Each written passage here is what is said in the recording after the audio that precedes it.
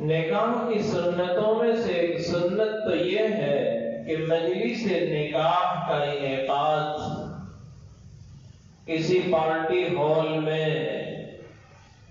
یا کسی دوسری جگہ کے بجائے مجلس نکاح کا انعقاد کہاں ہونا چاہیے؟ مسجد میں۔ یہ سنت ہے۔ اس کے دو فائدے ہیں، کیونکہ مسجد جو ہے فرشتوں کے اترنے کی جگہ ہے۔ قرآن کریم میں اللہ تبارک و تعالی نے ارشاد فرمایا ہے، ان قرآن الفجر کان مشہودا، کہ فجر کی نماز یہ فرشتوں کی حاضری کا وقت ہے۔ ابھی ہم اور آپ بیٹھے لیکن ہم کو فرشتوں نے گھیر رکھا ہے۔ ہمارے پاس وہ آنکھیں نہیں جس سے ہم فرشتوں کو دیکھ سکیں۔ عبداللہ بن عباس رضی اللہ تعالی جلیل القدر صحابی ایک مرتبہ وہ اللہ کے نبی کی خدمت پہ حاضر ہوئے تو حضرت عبداللہ نے یہ دیکھا کہ نبی اکرم صلی اللہ علیہ وسلم کے بغل میں جبرائیل بیٹھے ہوئے ہیں، اور ظاہری بات ہے جبرائیل تو ایک نورانی مخلوق، اور اس نور کو دیکھنا میرے اور آپ کی آنکھوں کی ابھی طاقت نہیں ہے۔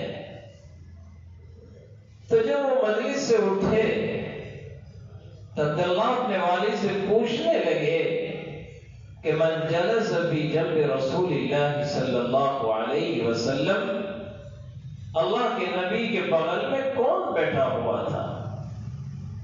تو ان کے والد نے کہا مجھے تو کچھ پتا نہیں، تو میں نے ایک مخلوق دیکھی۔ تو کہا ہو نہ ہو عبداللہ تم نے جبرائیل کو واقعتاً دیکھا ہے؟ تو کہا اگر تم نے جبرائیل کو دیکھا ہے تو کہیں ایسا نہ ہو کہ تمہاری بینائی چلی جائے گی، کیونکہ وہ نور کا ادراک ہم نہیں کر سکتے۔ اگر یہی کمرہ ہے چھوٹا سا اور اس میں اگر بلب ضرورت سے زیادہ اگر جلا دیا جائے تو ہماری آنکھیں اس روشنی کو برداشت نہیں کر سکتی۔ تو فرشتے ہمیں گھیر کر بیٹھے ہیں، دعا ہوگی تو ہم تو آمین کہیں گے، فرشتے بھی اس پر کیا کہیں گے؟ آمین۔ اور بخاری شریف کی روایت ہے کہ من وافق تامینہ تامین الملائکہ، کہ جس کی آمین فرشتوں کے آمین کے موافق پڑ گئے، سمجھ لو وہ دعا بارگاہ خداوندی میں قبول کر لی جاتی ہے۔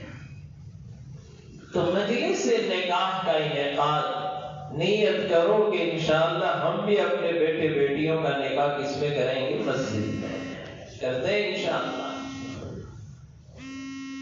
تو دوستو یہ سنت ہے، اور سنت کو سنت کے مطابق ادا کرنا چاہیے۔ اللہ کے نبی نے خود بھی نکاح کیے، اپنی بیٹیوں کے بھی نکاح پڑھائے، صحابہ کے بھی نکاح ہوئے، لیکن اتنی سادگی کے ساتھ آپ نے اس سنت کو پیش کیا کہ قیامت تک آنے والا آپ کا ایک ایک امتی نکاح کی سنت پر عمل کر سکے۔ کتنی سادگی تھی۔ ایک مرتبہ اللہ کے نبی مسجد نبوی میں تشریف فرما ہے اور اچانک ایک خاتون آ گئی، اور اس خاتون نے آ کر یوں کہا یا رسول اللہ آپ میرا نکاح پڑھا دیں، اور میرا دل یہ چاہتا ہے آپ مجھے اپنی زوجیت کا شرف حاصل فرمائیں۔ اللہ کے نبی نے فرمایا لا حاجت لی، مجھے تو ابھی کوئی ضرورت نہیں ہے۔ تو وہ جو مجلس میں صحابہ بیٹھے ہوئے تھے تو ایک صحابی بیچارے بالکل غریب آدمی، اب ان کی ہمت تو ہوئی نہیں تھی، وہ کبھی ہاتھ اونچا کر کے پھر رکھ دیتے ہیں۔ اللہ کے نبی کی نظر پڑی، بھئی کیا ہوا؟ یا رسول اللہ میرے ساتھ پڑھا دیں، میرا نکاح ان کے ساتھ پڑھا دیں۔ اللہ کے نبی صلی اللہ علیہ وسلم نے اس خاتون سے کہا اگر میں ان کے ساتھ تمہارا نکاح پڑھا دوں تو آپ راضی ہیں؟ تو وہ خاتون کہنے لگی یا رسول اللہ علی الراس والعین، آپ کا حکم میرے سر آنکھوں پر، میں تیار ہوں۔ اللہ اکبر، سادگی تو دیکھیں۔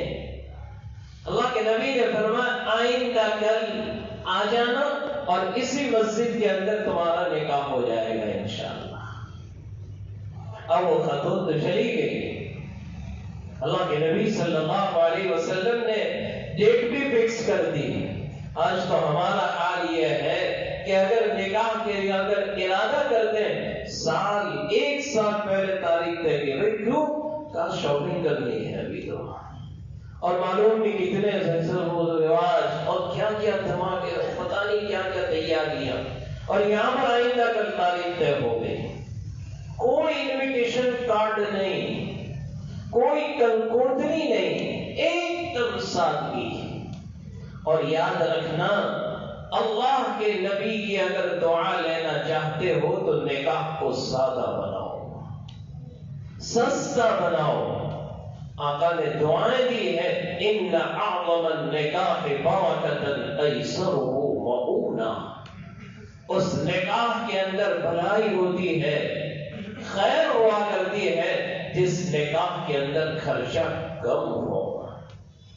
اللہ کے نبی نے تاریخ طے کر دی، وہ خاتون چلی گئی۔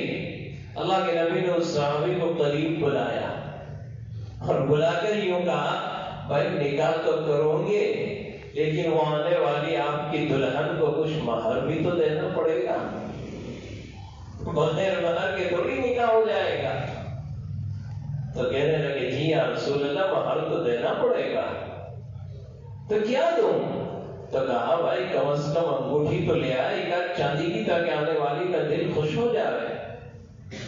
تو وہ کہنے لگے یا رسول اللہ چاندی کی انگوٹھی؟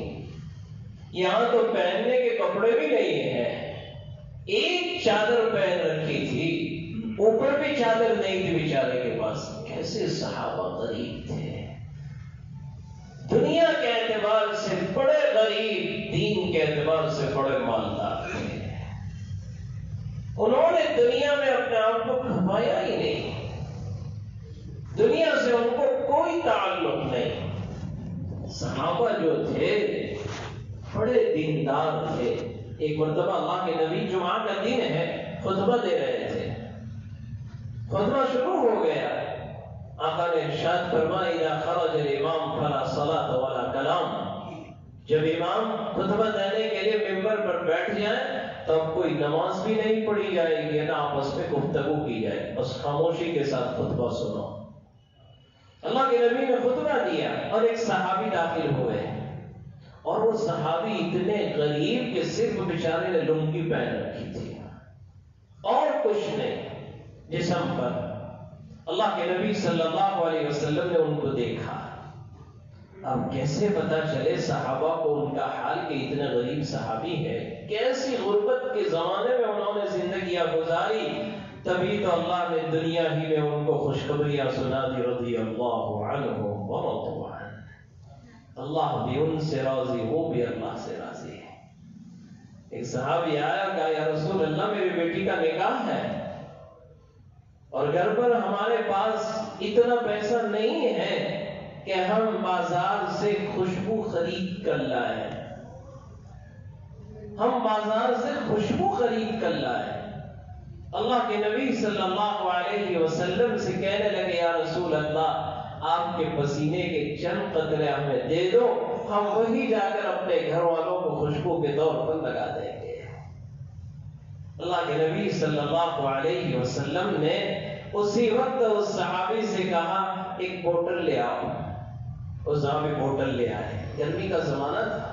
آقا نے مسواک لی اور مسواک لے کر اپنے تلوؤں کے پسینے کے چند قطرے اس کے بوتل میں ڈال دیے۔ اللہ اکبر! آج تو ہمارا حال یہ ہے، کیسے کیسے رسم و رواج۔ امت کا غریب اگر اپنی بیٹی کا نکاح کرے تو کیسے کرے؟ ایک آدمی اپنی بیٹی کے نکاح کے موقع پر 2-3 لاکھ روپے کے جوڑے خریدتا، وہ بھی صرف 2 گھنٹے پہننے کے لیے، اس کے بعد اسے دیکھتا بھی نہیں ہے۔ 2 دن پہلے ایک صاحب مجھے آ کر کہنے لگے، وہ بیچارہ جوان رونے لگا کہ مولانا میرے گھر پر شادی ہے، میرے بھائی کے نکاح ہونے جا رہے ہیں، اتنی اسراف اور فضول خرچیاں ہو رہی ہیں، اگر میں ان کے سامنے کوئی دین کی بات کرتا ہوں تو لوگ مجھے پاگل کہتے ہیں۔ یعنی آج لوگوں کو ایک نشہ چڑھا ہوا ہے کہ فلاں صاحب نے اتنے پیسے خرچ کے میں اس سے زیادہ خرچ کروں گا۔ اسراف اللہ کو پسند نہیں ہے۔